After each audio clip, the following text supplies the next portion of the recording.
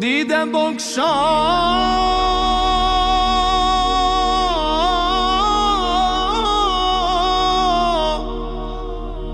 که طبیبت سر بالین آمد. دیده بگشا که حسین با دل خونین آمد.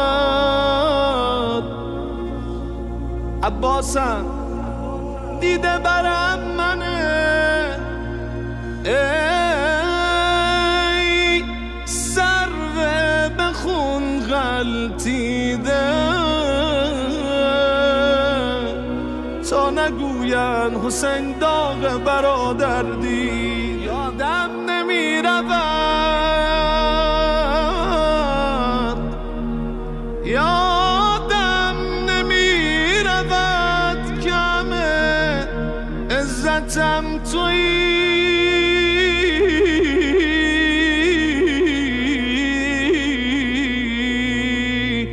من پای سفره تو شدم محترم حسین.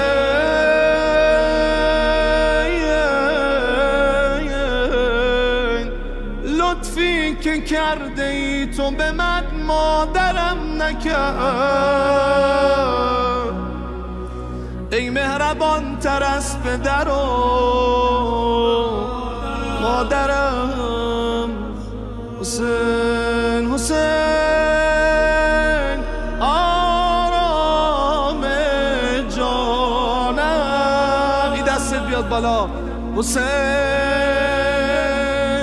روح حسین آرام جانم. السلام علیکم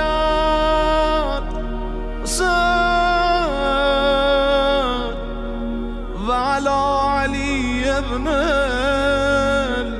الحسين وعلى أولاد الحسين وعلى أصحاب الحسين وعلى العباس الحسين. شوق تو بارانی از غزل دارد، هنوز شوق تو بارانی از غزل دارد. نسیم یک سبد آینه در بغل دارد.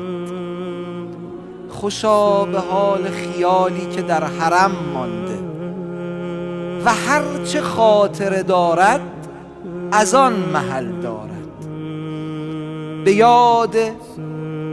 به یاد چایی شیرین کربلایی ها لبم حلاوت احلا من العسل دارد.